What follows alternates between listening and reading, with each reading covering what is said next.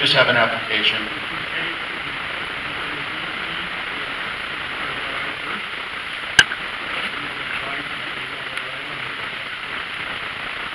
So there you go. You can actually get both credentials by just getting involved with the W5YI. So I think Rick can help get you started out on that. Just see him after the meeting. It's always another one of those things that you can volunteer for. It's not bad. We have the Utah VHF Society swap meet coming up. What do you come up here and tell us what's going on, man?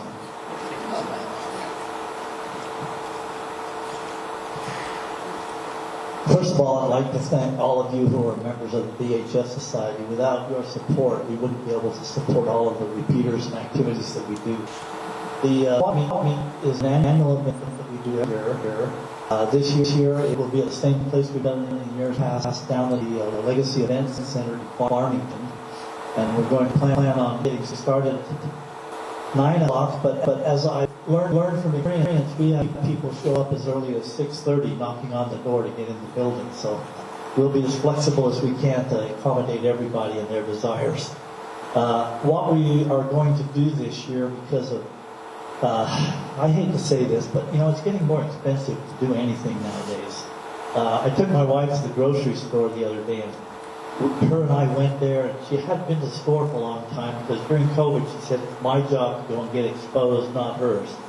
And while I was out shopping with her, we picked up a carton of eggs, and she said, "They've got this thing priced wrong." I said, "No, they don't." Well, we've had the prices rise on our meeting place. And right now, it's gone up from what we've been paying in the past, from about $800 to $1,500. So we've made a decision to still allow members this year to come into the swap meet for no fee, but non-members will have to pay a $10 entry fee. And we've raised the price of renting tables from $5 to $7 to help offset the cost of the building.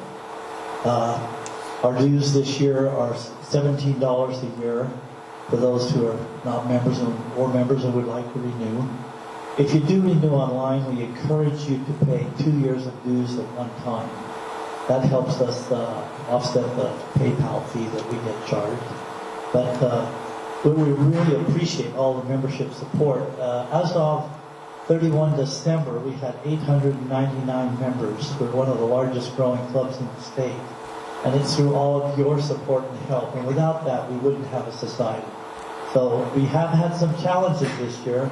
Many of you may have known that we've taken some big hits at some of our key sites. Snowbird is not fully functional, and that has cut off some of our links to the north, to Bear Lake, Medicine Butte up in Wyoming, even into Cache Valley. But we found a repeater we put in Idaho does see into Cache Valley, the Mount Sedgwick repeater.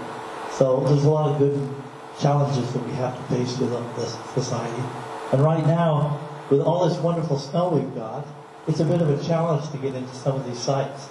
Last heard that Snowbird had over 400 cumulative inches of snow this year. That's a lot of snow, and the door we have to get in is at the bottom of the building. So that's the thing. But I would encourage all of you to come out to the swap meet, even if you're not a member. We would like to have a large crowd come. We usually have a good crowd come. It's a fun event. It's not only a swap meet, but it's a fun social event. So please put it on your calendar and join us. That's the 25th of February at the Legacy Events Center in Farmington. And if you're not sure, we're going to put a map up on our website, and it'll give you instructions on how to get there. Any questions or comments? Yes?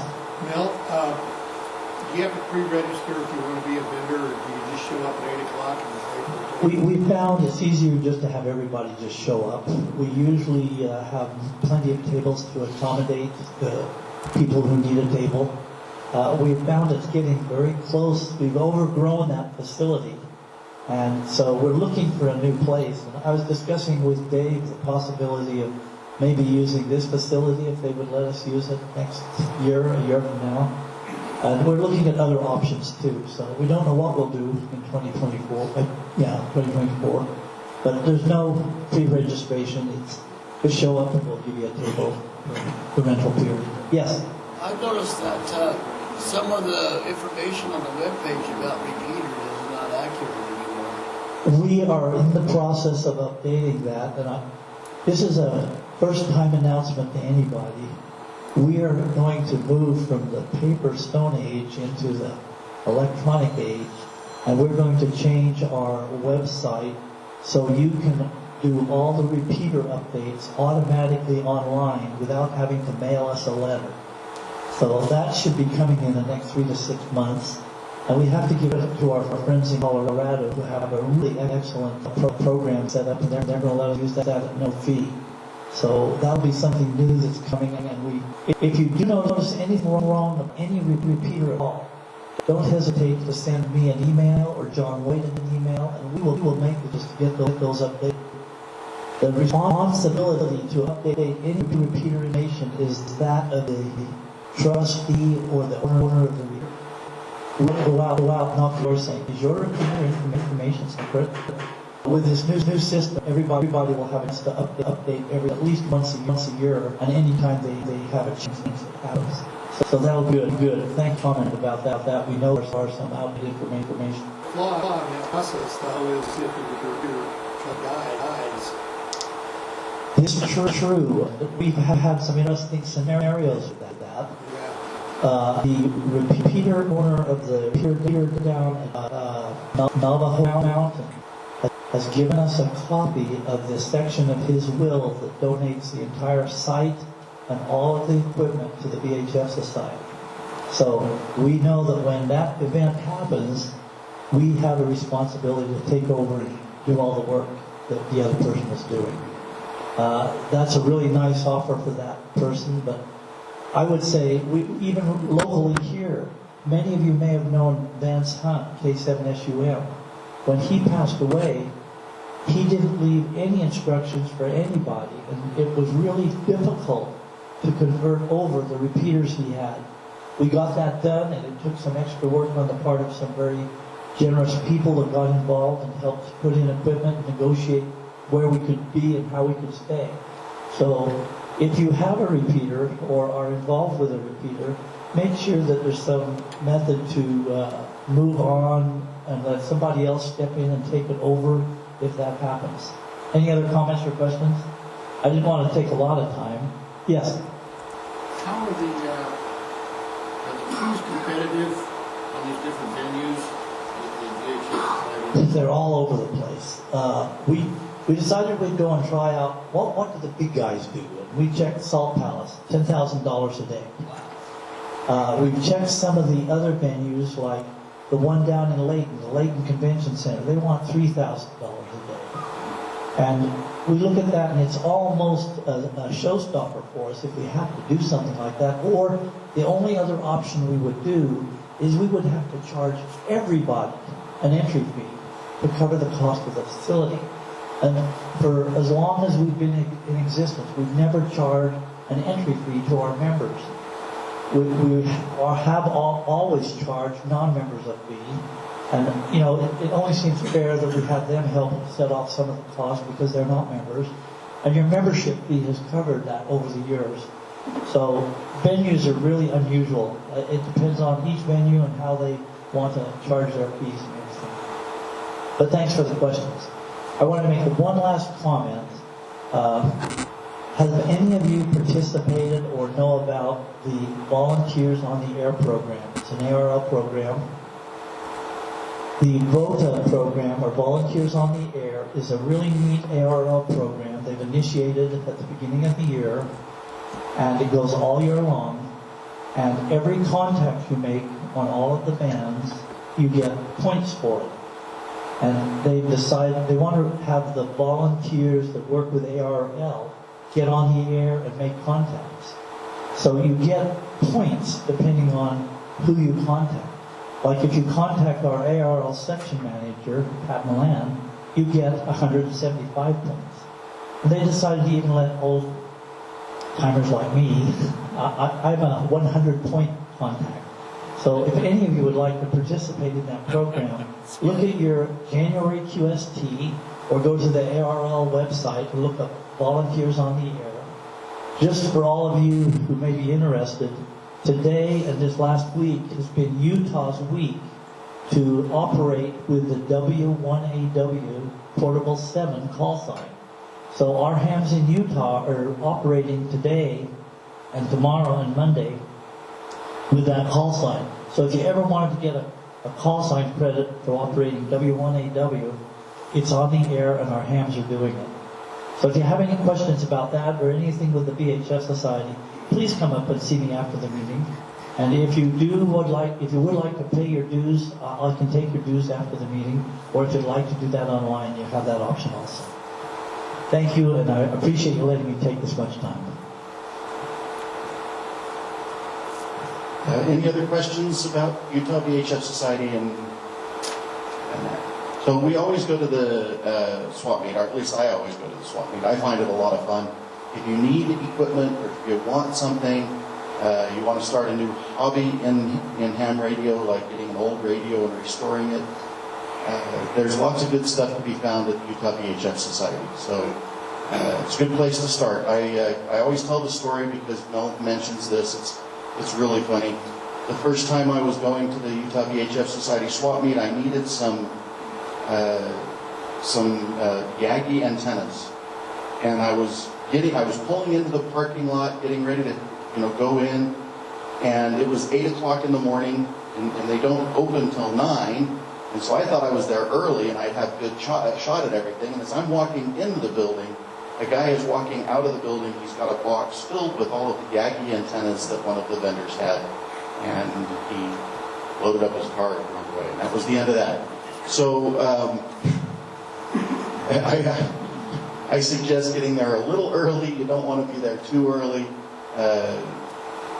Maybe they ought to have the bell ring right at the beginning of things to say "bye now." I don't know, but good idea. Thank you. But yeah, or lock the doors until 9 o'clock. That makes it hard for everybody to get their stuff in there. But anyway, so show up, buy some stuff. You'll always find something you didn't know you need. Evan, is he here? Oh, he stole my key last time, or that was at the R auction. But I found a key a couple of years ago that I should have bought, and I think Gil ended up buying it, and I regret that too. So I think this year, if I find a good key there, I'm going to pick that up. Let's see, Gene, you had a quick thing for the 10-meter stuff, right? I'll be very quick. Hi. I have an award to present. As you all know, I'm the net control operator for the Ogden Amateur Radio Club 10-meter net. And we have a fellow in the audience who achieved his 10 on 10 award. So, Jay, come on up. To get the 10 on 10 award, you have to contact at least 10 stations, not through repeaters, that are more than 100 miles away. You have to do it during solar cycle 25. And then you have to send in a log that shows confirmation of those 10 contacts. That's the trick. A log that shows confirmation of the 10 contacts. The next award that we have, there's only a couple of people that have achieved this other award, and that's worked all states on 10 meters. For that, you actually have to submit an electronic log, either Logbook of the World or QRZ, and then I can process that and issue that award. So, Jay, without further ado, congratulations. Thank you. Good job. So if this can happen in the technician corner of 10 meter too, right? As long as it's on 10 meter. So if you didn't know, even if you just have your technician license, all you need is a 10 meter radio. You can get on 10 meters, and you can make these contacts. And from what I understand, at least from what I hear every once in a while on the radio, I unhooked my radio in the truck to do some work on everything, and I haven't got it rehooked back up for 10 meter yet. But I hear you guys talking on the repeater about it, and it sounds like 10 meter is off and on and off and on and off and on, but it's really good when it's on. So, Been hot this week. Holy moly, it's been awesome. so there you go. If you want to get into that, get hold of any of our mentors, any of our 10-meter guys, and they can help you get set up with a good setup that way. Figure out what radio you need to get and how to get it set up so you can go and do 10 meters. So I think that's about all we have as far as club business. Jason's going to be giving us a presentation. Just a little aside, I was really surprised yesterday with the 40 meter. I answered a CQ from Antarctica. And he was talking to me, gave it out. That was really surprising. To me, that was like, wow. From Antarctica. That's a long ways away. It's summertime. Yeah, it's nice down there. If you don't mind being sub-zero temperatures. But it's out there sunbathing. So we're going to be learning a little bit more about DMR. I just recently got back into this. I have one of these little hotspot things. I got it all set up. Jared helped me get it all set up. He's not here today. So he helped me get it set up. We kind of talked over the phone and we talked over the radio after we got it set up. On Wednesday evenings, they have a Utah DMR net.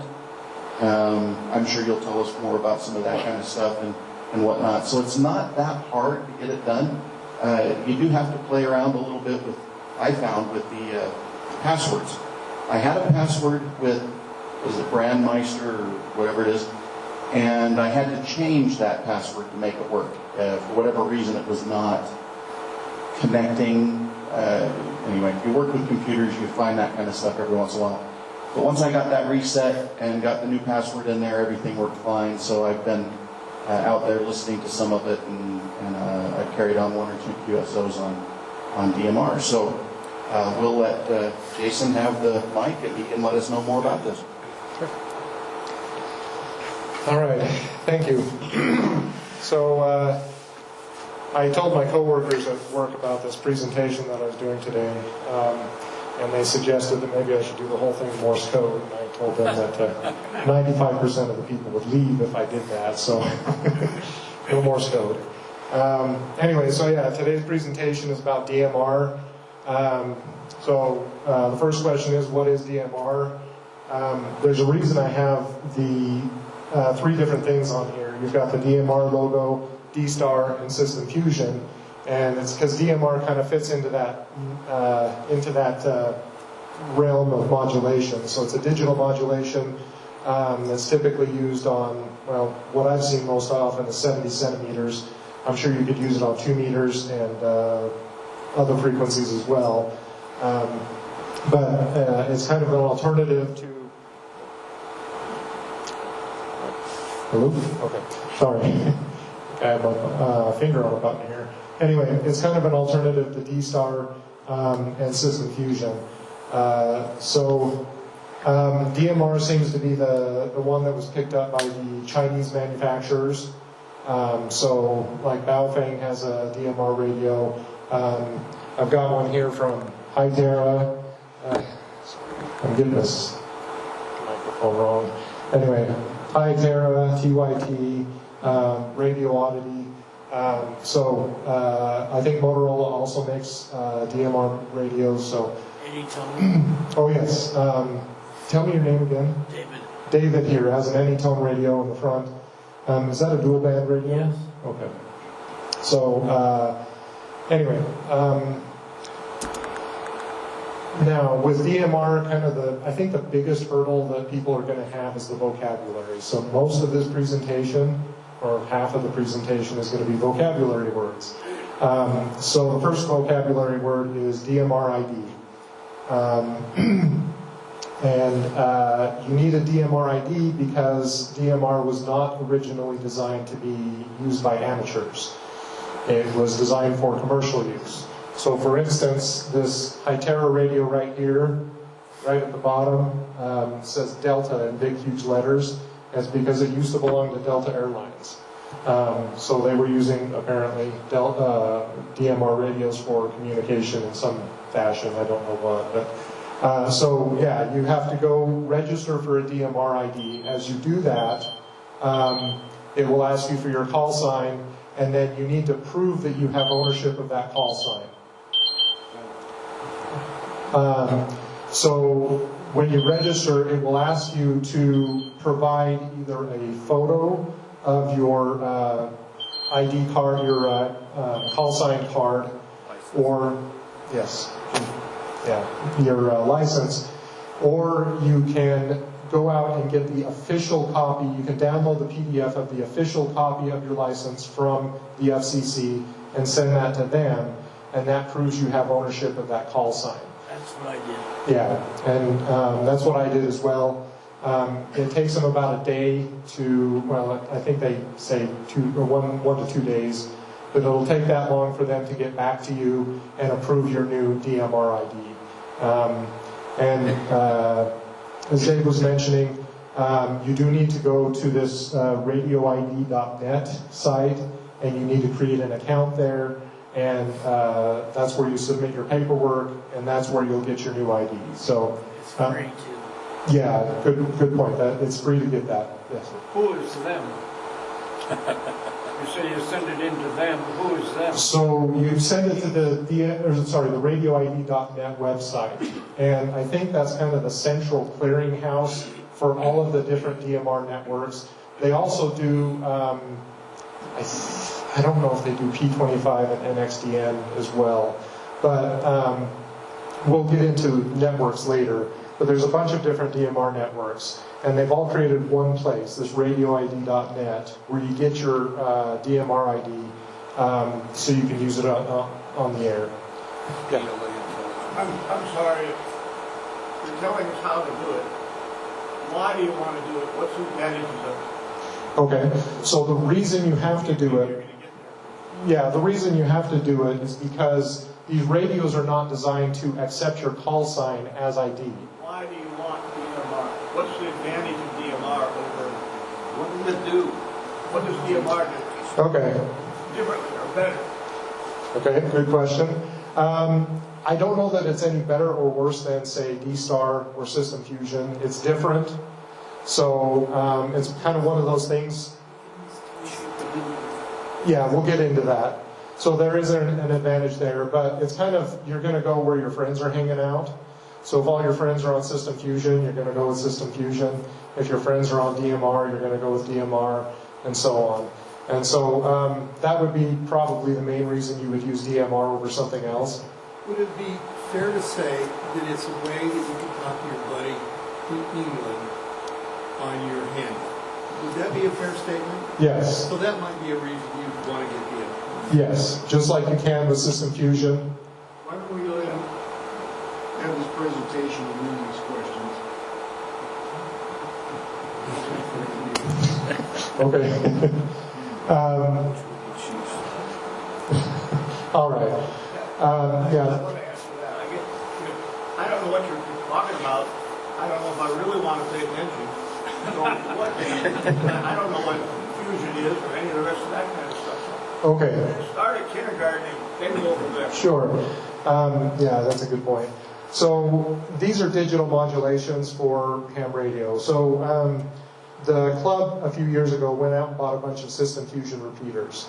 So the two on, well, I don't know which ones are which now, but the 146.90 repeater is a System Fusion repeater that hooks into the internet. So when you want to, like if you have a friend in England and you want to talk to that friend just on your handheld, you could use that 146.90 repeater to dial up the right room on the System Fusion network, and you and your friend in England could talk to each other using System Fusion. So it's you're sending a digital signal, so your little handheld radio is sending a digital signal to the repeater, and the repeater is putting that digital signal on the internet. And that signal is going to, in the System Fusion world, it's called a room. In DMR, it's called something else. but it's going to that room. And it's kind of like a big repeater on the internet. So you get internet-connected repeaters. Also, usually the digital modulation uses less bandwidth than analog. And you get, and this could be debated, but you get a clearer signal sometimes, sometimes not. So those would be advantages to a digital modulation over analog. Go ahead. Back to my kindergarten language. So in effect, we created VHF radios. Handy-talkies can work like HF radios. Yes, as long as the infrastructure is there to send your signal onto the internet. And if there's a nuclear wipeout, will the infrastructure go down? Most likely. Yeah. I was going to make a quick comment. You could compare DMR to a large-scale Utah VHF Society intertie system. They connected all of the radios together via the internet, where the repeaters that we do are connected by RF. So it's an internet-connected system versus an RF-connected system. Okay. Yeah, with one additional advantage that, like right now, you've got the intermount and intertie, that's all a bunch of analog repeaters, but they're always configured to talk to each other, right? This has the advantage of, well, I don't want to be on the intermount intertie, I want to be on the cactus intertie this time. Or I want to be on some intertie on the East Coast. Then all you have to do is configure your radio, your own handheld radio, to do that, and then you're on another network or another room. Does that make sense? I feel like, I got maybe the 5th grade. Go ahead. And we'll go through, I think as we go through these slides, you'll understand it a little better. There are some advantages, there are some disadvantages. Like if you want to talk to your friends have to use the same kind of radios that you're using. So, yeah, that's the disadvantage. Anyway, yeah. I just had a really quick question. You're saying that these are all connected through the internet. Yep. Yeah. Can they go radio to radio simplex? Yes. So they can be digital and whatever radio. Okay. Yep, they can do digital simplex as well. Okay, so back to the DMR ID. This is how you're identified on the DMR network. When you go register for an ID, you may be tempted to try to get multiple IDs if you have multiple radios. Squash that temptation. You get one.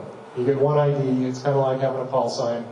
You get one ID. So one thing to consider is your DMR ID is not a legal replacement for your call sign on the network.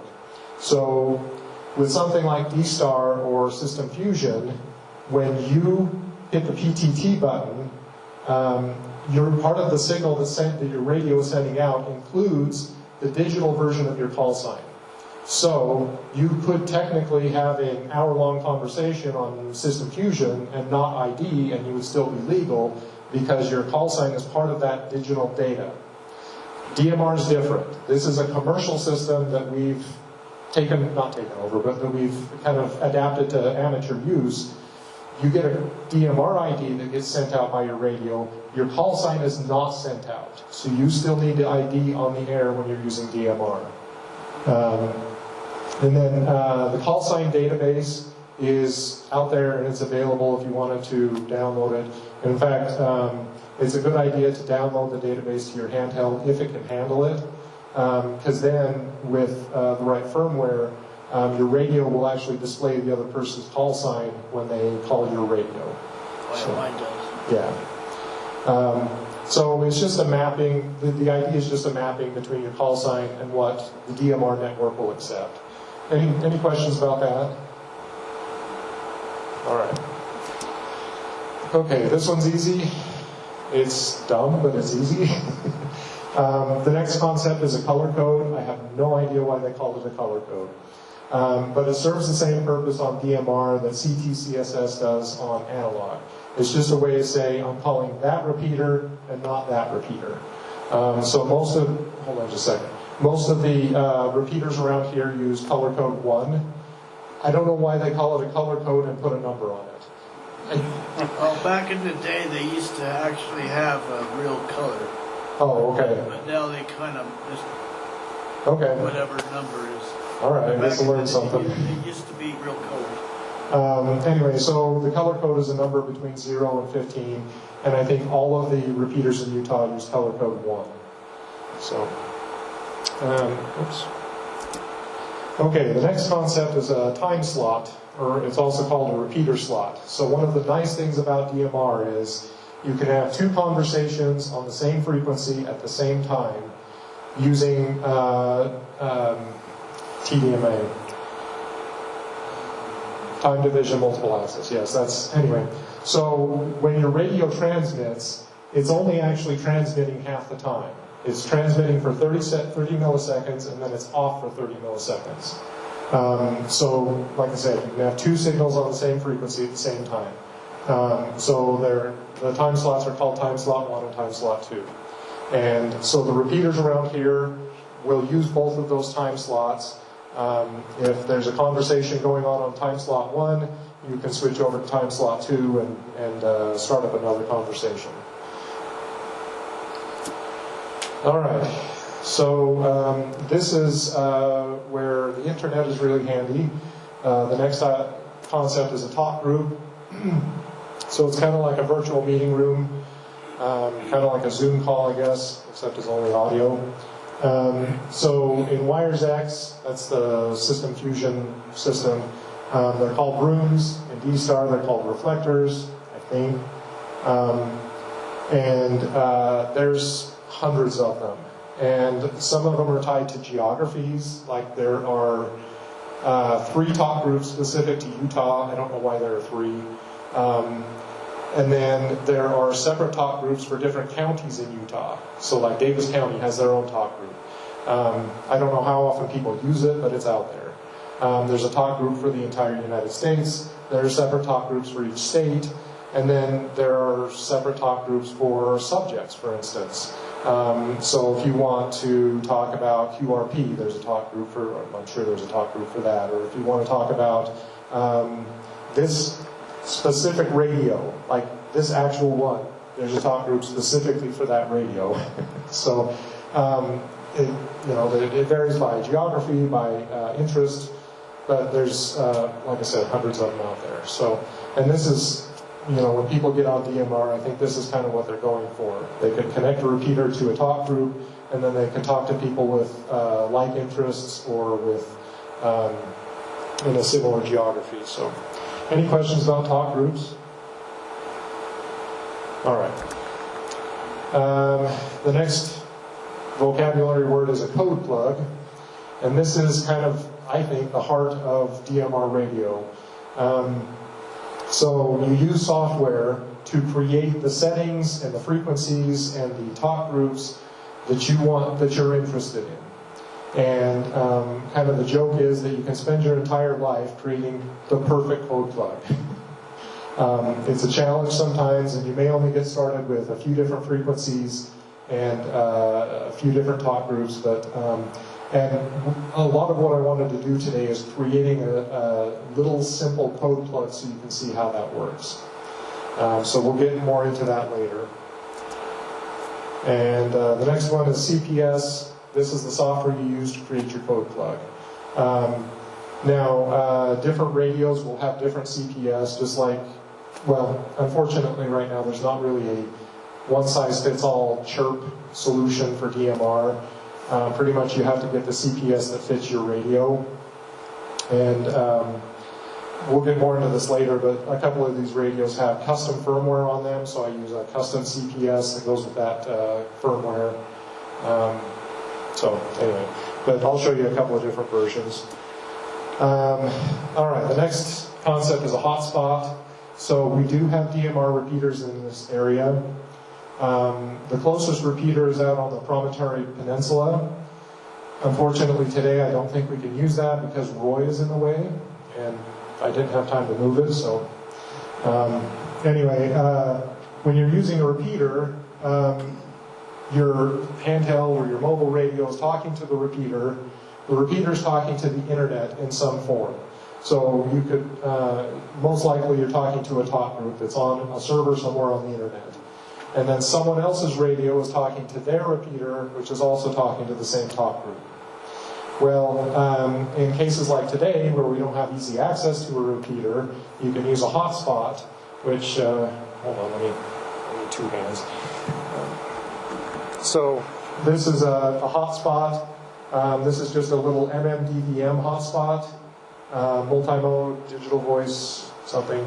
Anyway, all it is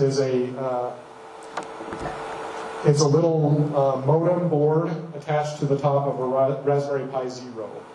And there are a bunch of different hotspots that you can get. It doesn't have to be this one. There's all kinds of them. I had to put quite a bit of work into this one, some soldering, some 3D printing, stuff like that. But you can go out on the internet and buy ready-made hotspots, and they'll work as soon as you plug them in. So, I bought that a while ago.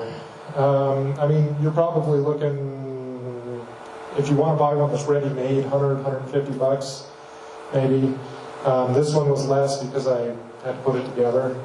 So, but yeah, I mean, it's a good way to get access to the DMR network. Or actually, this works on System Fusion, it works on D-Star.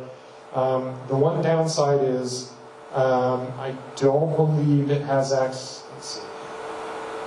If you wanted to get access to the same System Fusion or the Wires X network that the repeater uses, I think you have to use the repeater. I don't think this has access to the same System Fusion network. So, and I'm probably going over a lot of people's heads, but it's a disadvantage of that. But anyway, but you know, basically your hotspot fills in the slot that the repeater would take if you had access to repeater. It works on very low power, and one of the things to consider about that is you want to also set your radio to use very low power, because they don't, you know, you may be, like in this instance, I'm 2 feet away from it. You don't need a lot of power to get that 2 feet. So, and there is this, I'll show you later, there is a specific frequency that the VHF Society has set aside for hotspots. And all right, next thing is firmware. So, this is kind of the thing that got DMR going in the amateur world. This is an MD380. And some person, I don't remember his name, found out that there's a flaw in the original firmware in this that he could exploit to put new firmware on it. So he designed a system where you can install firmware on this that's a little more geared toward amateur use instead of commercial use. The 2 MD380s I have up here, I've put custom firmware on those. This other one, I've done that as well, just because it works better for amateurs. You know, these were built for the commercial world, and there are some restrictions there that just don't work very well for amateurs. So, custom firmware is not available for every single radio. For instance, this one from Tytera, the Delta Airlines one, I don't think there's custom firmware for that. But if you can find custom firmware, it can be a nice thing to have. So, all right, the next one. And this is, I did some searching on this last night, found some choice words from some people. But there are a bunch of different networks. So DMR isn't just one thing. There are a bunch of different networks you can connect to. Probably the most popular one is Brandmeister because of some flexibility that allows you. But there are other ones like DMR Mark. There's one called TGIF. I don't know what that's supposed to stand for, but there are probably plenty of others as well. So with a repeater or a hotspot, you're going to connect to a single network. And you can, like I could configure this hotspot to work on a different network with 5 minutes of work. But right now it's configured to use Brandmeister just because that's the one I'm used to. I haven't used any of the other networks, so I can't tell you about them. But you know, I'm used to Brandmeister. So, all right. So before I get into the demo part of this, here are some additional resources. There are a group of people in Utah here that set up a website, dmrutah.net, and I'll show you that website in a minute. It is very useful. for getting connected to the repeaters here in the area. It gives you all the settings that you need for those. So frequencies, color codes, time slots, stuff like that. And the time slots are just 1 and 2. So anyway, Brandmeister, you can go to their website, brandmeister.network, and you can get information about all the talk groups that are on that network. You can get, they have all the repeaters listed there, so you can get the settings there as well. Pi-Star is the software that I'm using on the hotspot. And so if you create your own hotspot with MMDVM, there's a good chance you're going to be using the Pi-Star firmware on there to run it. So Pi-Star.uk is where you go get that, and it's free. Hardware isn't free, but the software is. So, any questions before I get into the demo here? I put you all to sleep. All right. Okay. So let me show you some stuff here. So let's start out. Let me just show you these websites real quick. So hopefully my cell phone has a good enough connection here.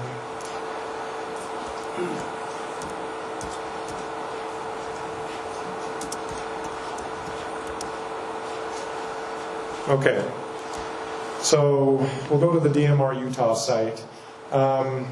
And by the way, these guys, in the past, I've seen them show up at the VHF Society swap meet, and they'll have information there.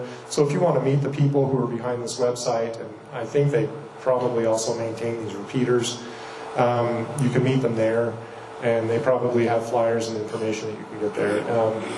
Anyway, so we'll just go to the repeaters list here, and this is the list of repeaters that they maintain. So there are quite a few in Fox Elder County, Cache County. Like I said, the one, I think this is the one that I've been using. If I remember correctly.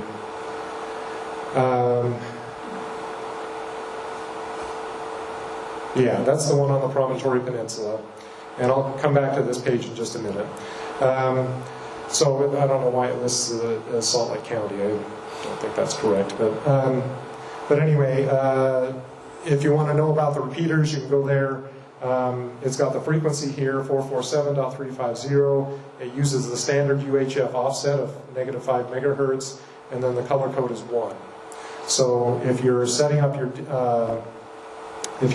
code plug, those are the settings you plug in for the radio. So they also have a list of talk groups here. So these are the 3 right here that I was telling you about. There are 3 for Utah.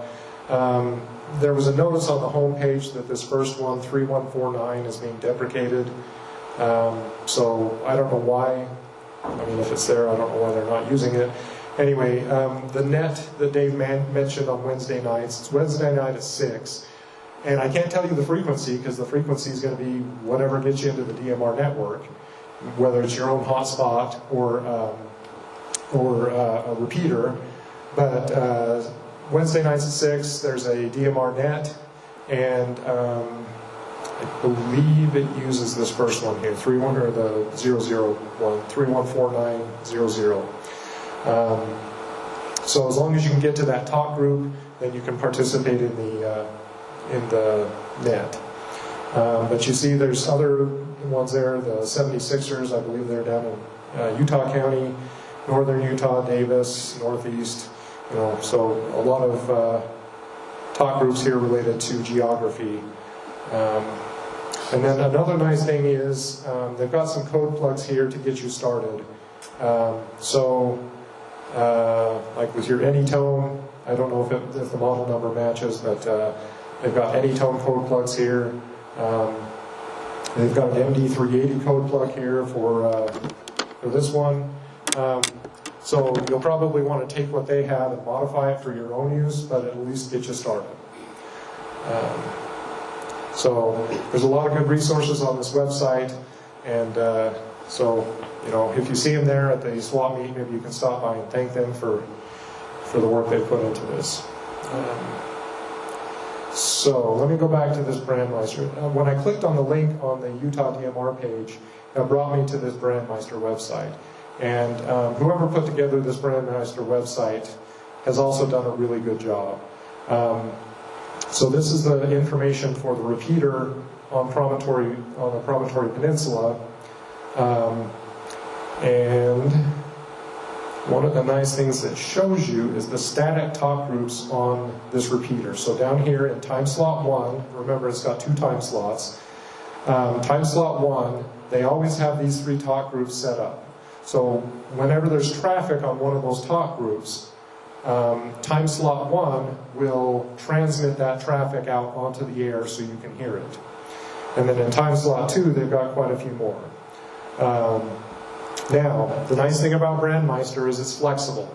So, if you want to use this repeater, and I've used it quite a few times, but you don't want to be stuck with one of these talk groups that's configured, all you have to do is tell your radio, not the repeater, but your radio, you want to use the, some talk group in California. You want to talk to your old friends after you moved away.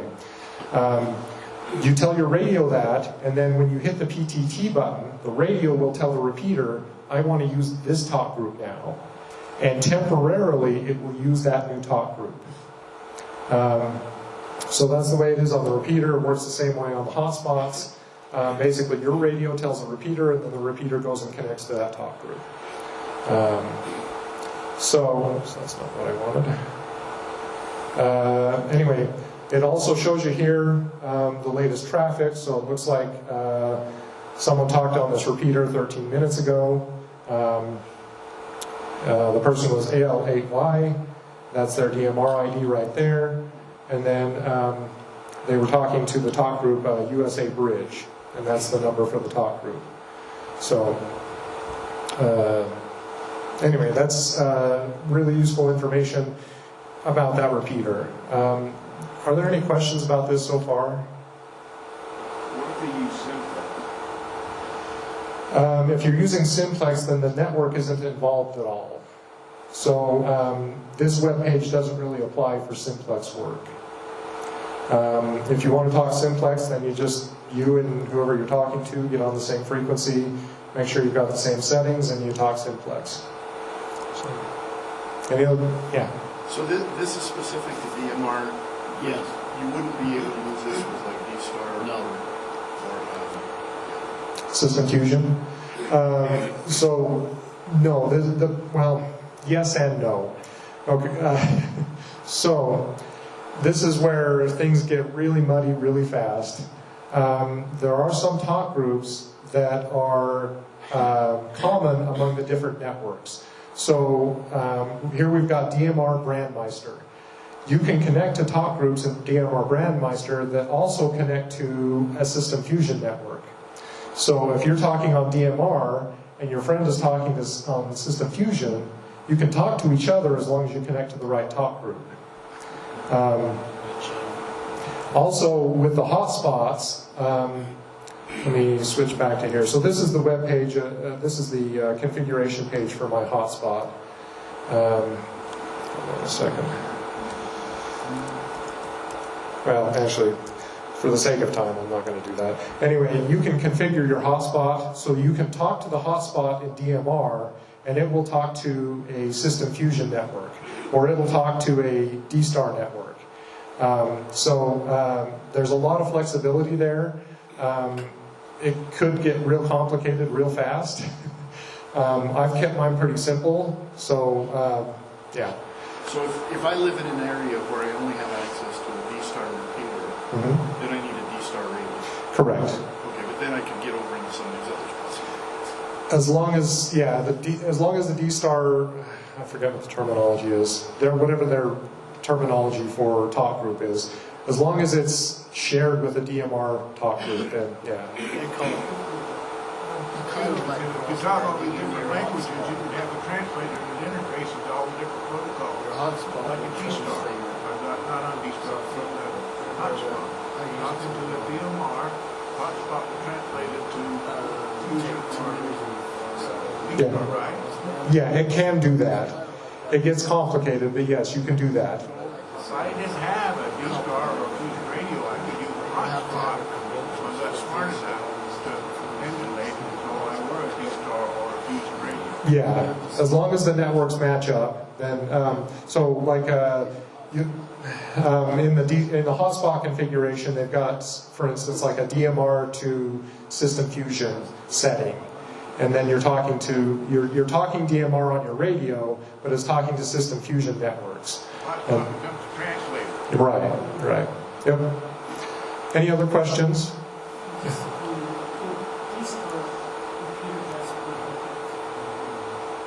It has to be?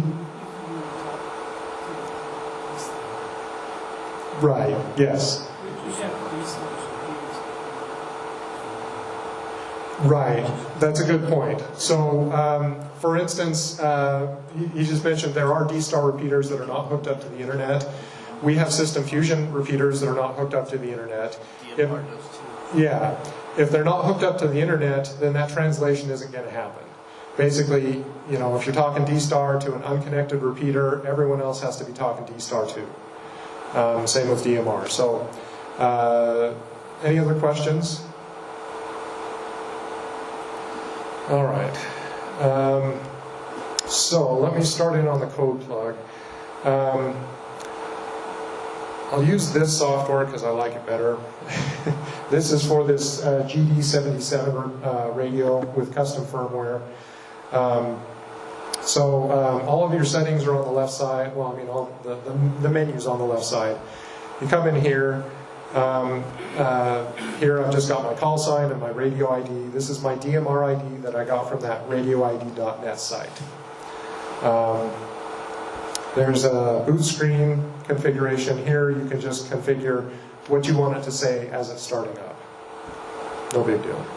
Band limits, that just tells the software what your radio is capable of, what frequencies it can handle. I'm not going to worry about DTMF settings.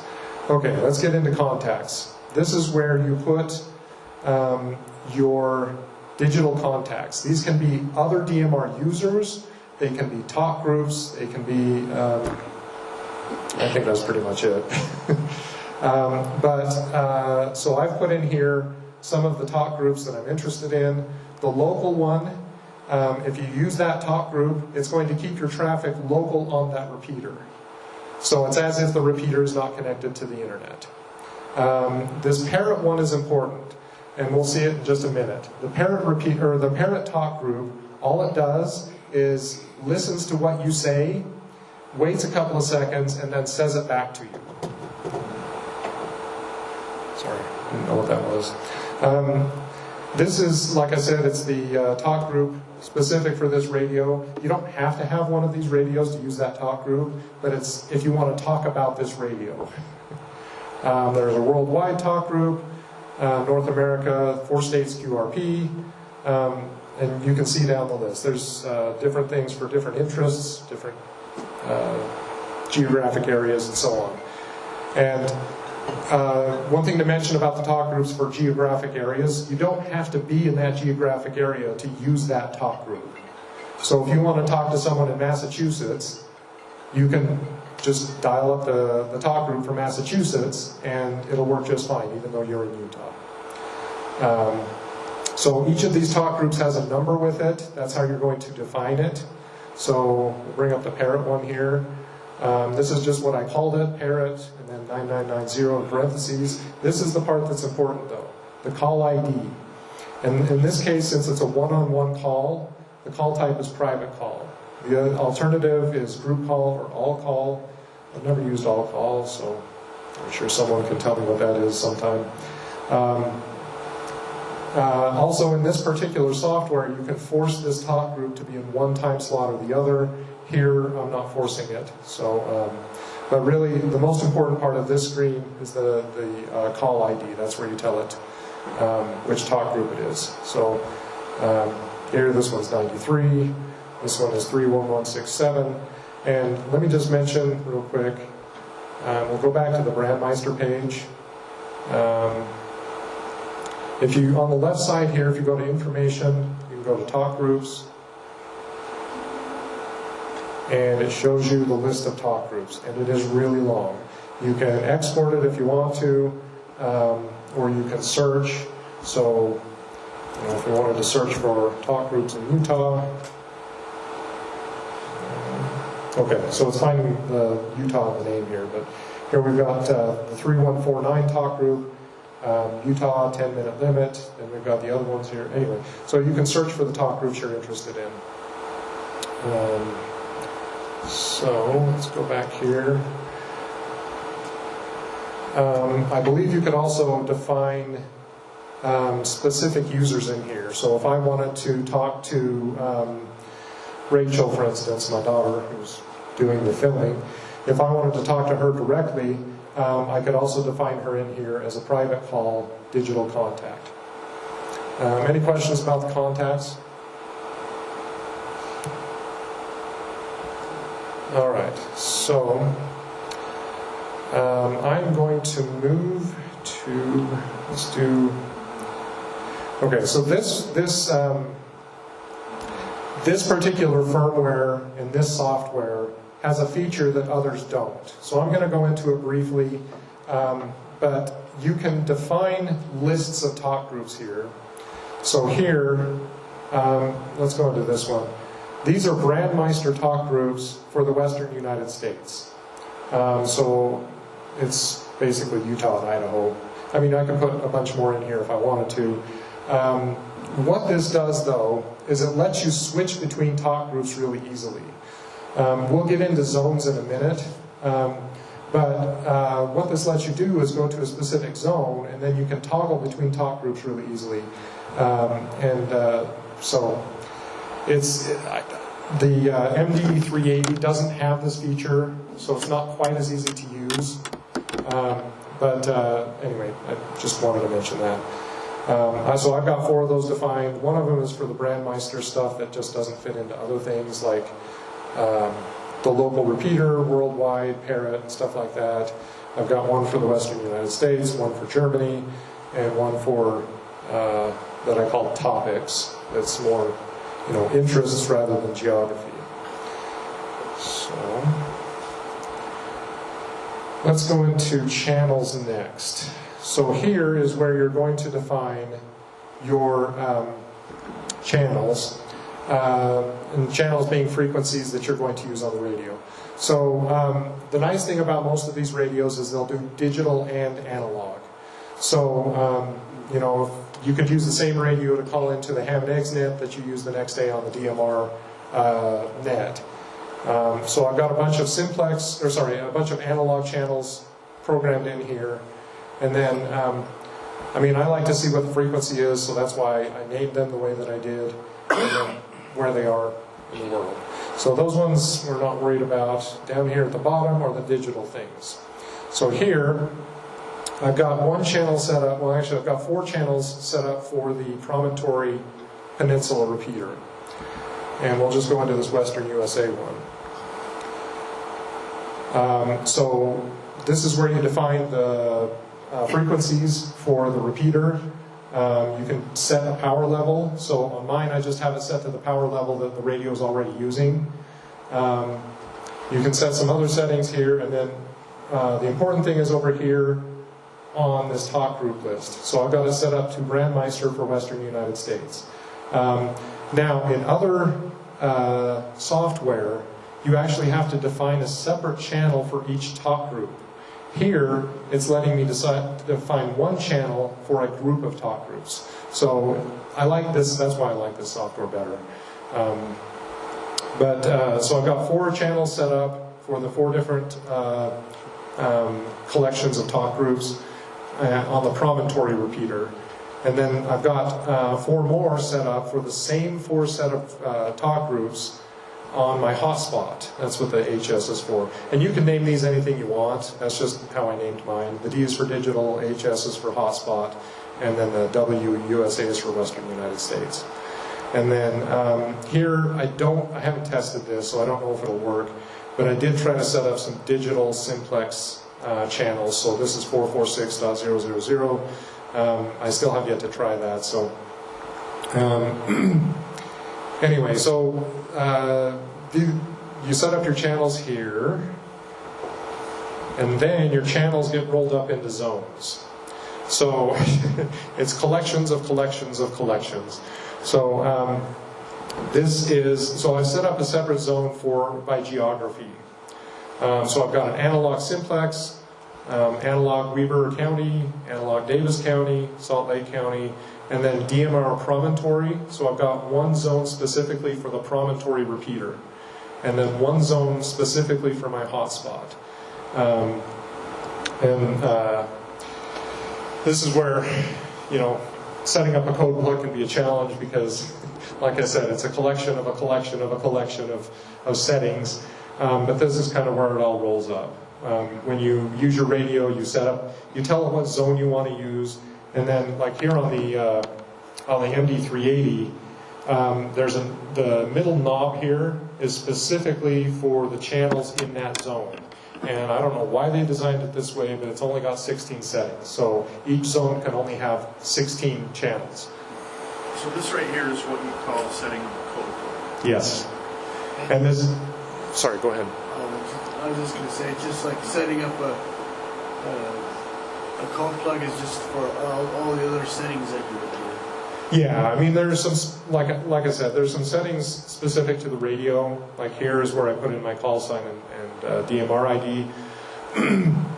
But most of what you're doing is setting up your channels and your zones.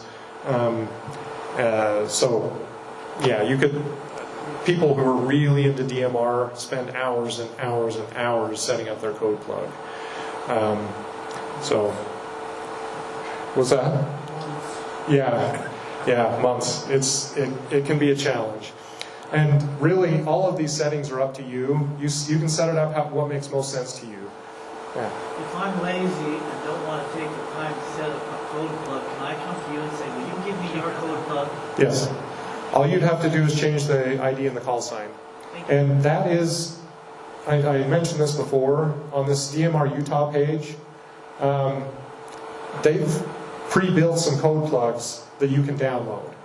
And so here, like for the MD380 that I have right here, it's got a code plug ready to go. And it may not be ideal for your situation, but it's a good place to start. And you can see what they did, so you can kind of emulate that as you build your own.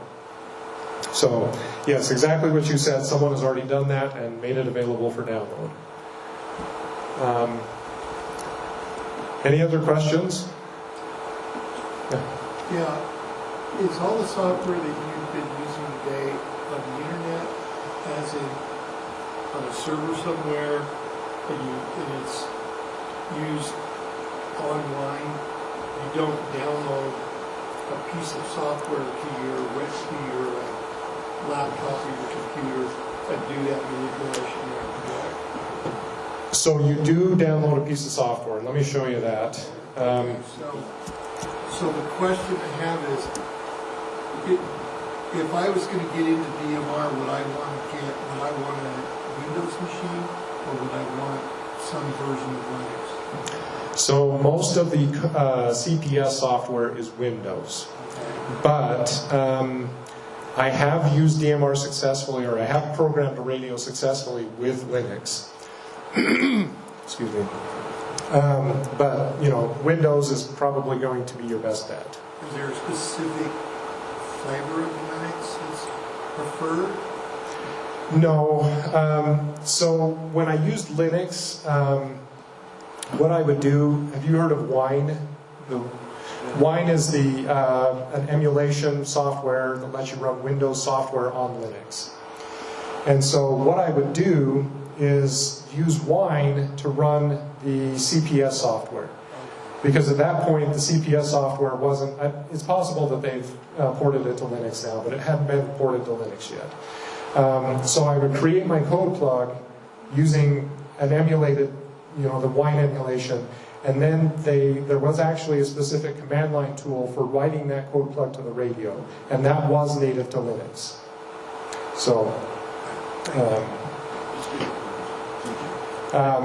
But, you know, if you want the easiest solution, then Windows is probably your best bet. I'm sorry, Dave. But right now, that's the way it is. That's why I like PyStar, because it's Linux. Anyway, so this is where, this is OpenGD77. This is the open source firmware for this radio, the GD77. And it also works on other ones. So for instance, I have an MD9600. That's a mobile, I think it's supposed to be 50 watts. It only goes up to 40, but it's a mobile radio I have mounted in my van. This firmware actually works for the MD9600 as well. But this is where you come to get the code plug software and the firmware to update your radio. There's also another one, and I should have put links to this in my presentation.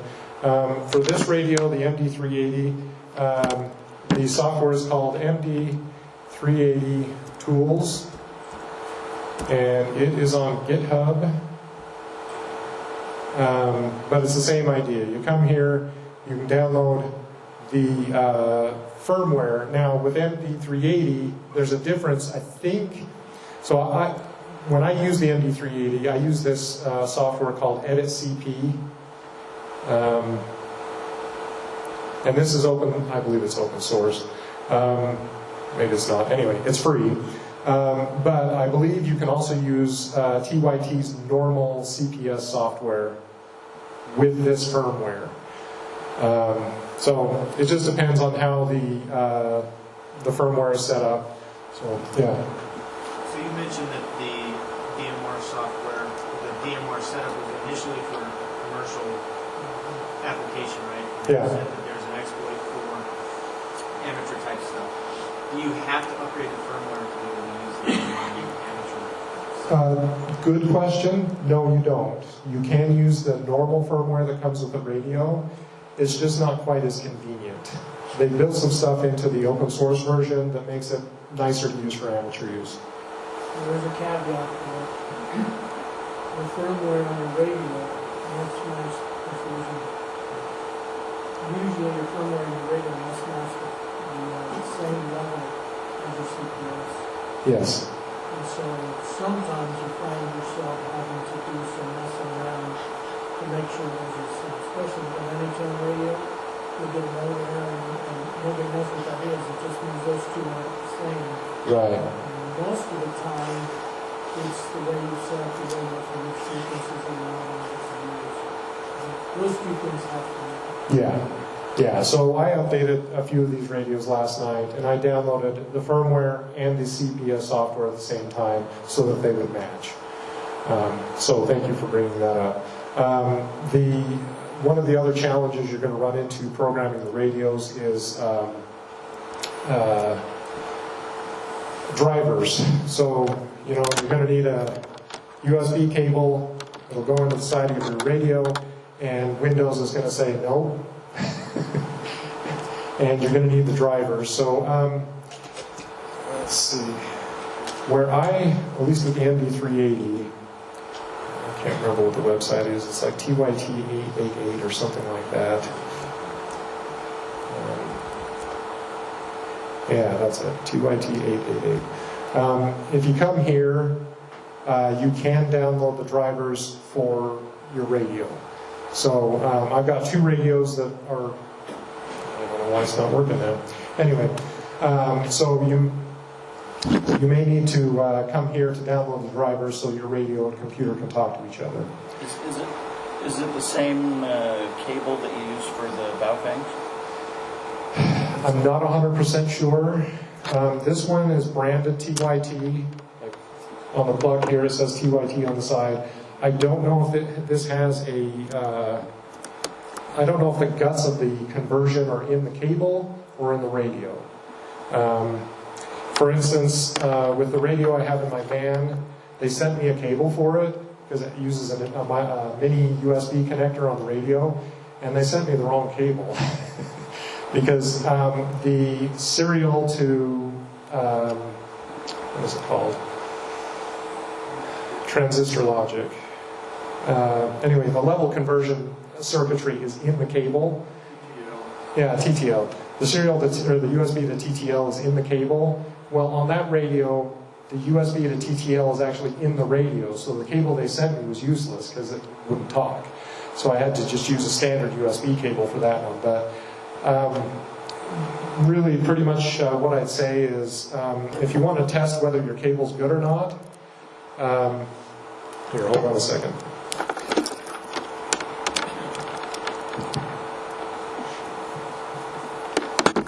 So just plug it in, and there's, go to computer management.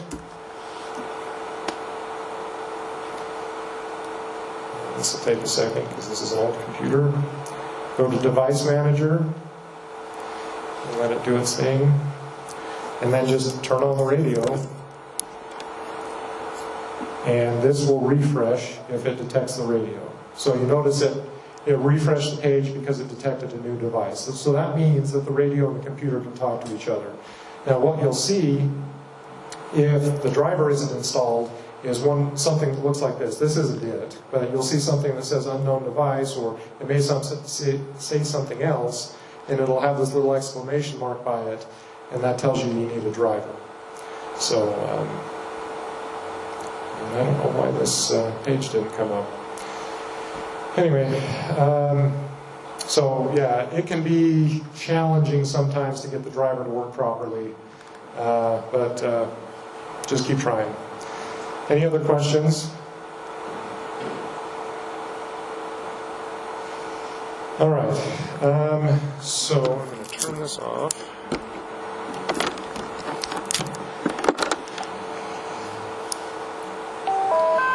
All right, so I've got this MD380 here that I programmed, and unfortunately I didn't think to bring a camera or something that I could point down at this screen so you could see what's happening. But I'm going to, it doesn't even matter that I show you the screen. But if I press the green button on there, it's the menu, and then I can go to the zone.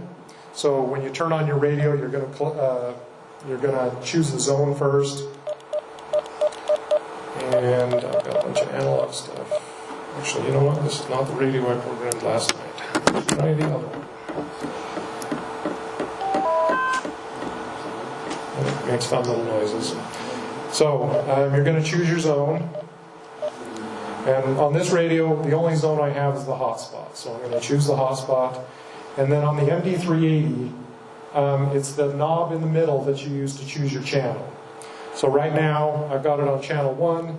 It just happens to be the parrot, and it's set up to talk to my hotspot. So we'll go ahead and see this and see if our internet connection is good. Actually, let me just double check, make sure that's still on my network. Okay, looks like it's still there. So I'm just going to go ahead and key up. I'm talking to the parrot.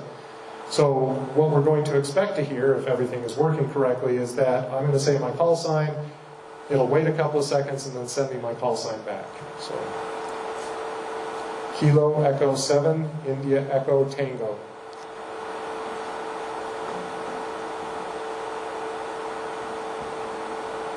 Kilo Echo 7, India Echo Tango. So, there you go. And that's a good way to test if your radio's working. The 9990 talk group is great for that. And so we can change to a different channel here. So I'm changing to the Utah 00. So the 314900 talk group. Kilo Echo 7, India Echo Tango. And someone may be listening or not, I don't know. We'll find out.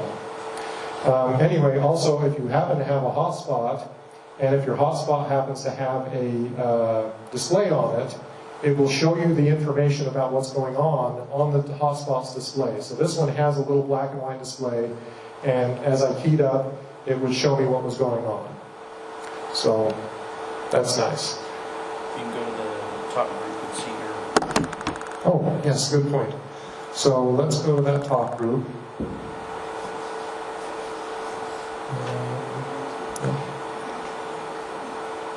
So this is the one I talked on, and it should show that I just talked on it. It's just showing. So Brandmeister has something called the hose line. If you want to go online and just listen, you can go there, and this is not what I wanted. So this is the hose line site, and If you click down there. K7PWS. oh, someone just talked back. Sorry, where are you seeing that? There's on the far side over there, there's a little down arrow. If you click on that, I think you can tell it to search. Yeah, I was hoping to get.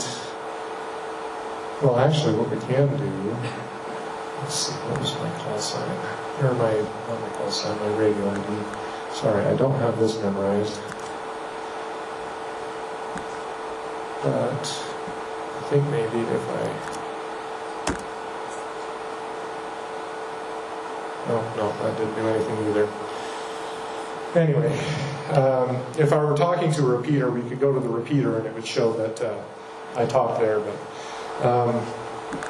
I was playing around with this last night, and this just lets you choose different talk groups online that you can listen to. So, anyway, but if you do want to listen to DMR, the hose line is a good place to do that. Are there any questions? Have I bored you enough? Yeah. You talk about the different radios. Do I understand you can also use them for analog? And where do you get them? Who do you buy them from? So these ones, since I'm a cheapskate, I just bought these off of eBay. All of them are used.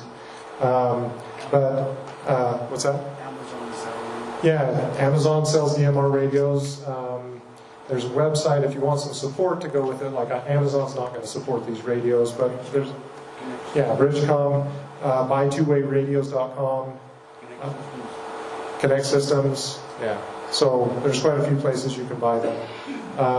The other main dealers like HRO or Gigaparts, they may have them, I don't know.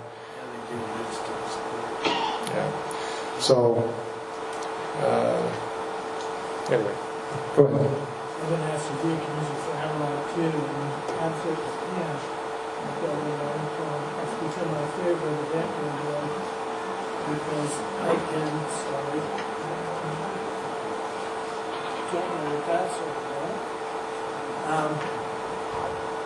Steve here. No, you just called me. Anyway, it's my favorite event radio because I set up my event frequencies when I'm not doing Utah side events. And we're usually running 3 or 4 different frequencies. Yeah. And I can set them into one zone. And I have them right there, and I Yep. can just dial right into it. It's so much easier for me. Yeah, exactly. And you can have the same frequency in a bunch of different zones too. So, yeah, like I've got mine set up by geography. Craig would have his set up maybe by geography as well, but also by purpose. You know, if there's a SAG event and you've got a bunch of frequencies all clumped together in the same zone. So, any other questions? All right. Well, I guess I'll. Oh, sorry. I saw QST Bridgecom. They supplier of DMR radios. It sounds like it. Yes, they do. Mine. Okay. Yeah, sounds like they got it. And they do price times, the lower price of it. All right. Turn it back over to Dave. Yeah. Thank you for giving us this rundown on DMR. The thing about ham radio is that there's a lot to do in ham radio. You've got a variety of different digital modes. DMR is one of them. We looked at, he had mentioned up there D-Star, and I think there's still an active D-Star repeater around here somewhere. Is there 2 of them? Okay, there's a couple of D-Star. Excuse me. There was a time back long before I was in ham radio that D-Star was going to become, or they thought it would become a de facto digital mode. We ended up going with the Yaesu System Fusion radios, which provide another form of digital communication. So Unfortunately, they're all a little proprietary, which is what makes the hotspot such a nice option, because you can configure a hotspot. Like my hotspot is configured to go between Yaesu System Fusion and DMR, because I have a digital System Fusion radio, a little FT2D. So that makes sense for me. What might make sense for other people is to set it up with just DMR, and you can use any of your DMR radios. You could set it up with D-Star and talk to DMR, or you can set it up for System Fusion and talk to D-Star. You see what the whole thing goes back and forth and back and forth. So you have a lot of options, but it just opens up a lot of capability for people to experience a different type of communication using ham radio, digital instead of analog, and it opens up the world to someone who just has a technician license and has a VHF radio. Now you can talk to people, as you saw on the list up there, it had all the different countries listed. There was Japan and Greece and all different kinds of things. So you could talk to the entire world using your little handheld radio and the repeater out there on Promontory, or using one of the little hotspots. So it just kind of opens up the capability for people to do a little bit more with their handheld radio. So thank you for that. There's a lot more to it, but if you want to get into it, there's several of us in the club that have played with it a little bit. You hear Jared every once in a while out there on the repeater. He's a good mentor for that kind of thing. He'll take the time and help you with it. Jason, I'm sure if you got hold of him, he'd be able to talk you through some of it, or send you some instructions on email or something along those lines. So and I don't know if you've been into it, Gene, at all. But as we all learn these kind of things, it's a good time to be able to share them with other people as we get together and have these kind of meetings and things like that. So, is there anything else for club business? Next month's meeting is on. Next month's meeting, I believe, where is Gary? Back there. Way back there. What are we doing for next month? Or do we know yet? Is the show and tell. That's what I was understanding as well. So if you've been working on a project, if you've been starting something or studying something that you think is interesting with ham radio or anything like that, feel free to bring those and share them with us this next club meeting, which will be a month from now. So put that on the calendar. Keep your eye on the website for other things going on. Join us for Winter Field Day. We'll have some fun out there, I think. We're going to set up some digital modes as well, so you'll be able to use, I think one of the programs called VARA. It's like WinLink, and we're going to do some JS8 call as well as some regular voice contacting. So it could be very interesting. It could be very informative. If there's nothing else, thank you all for coming.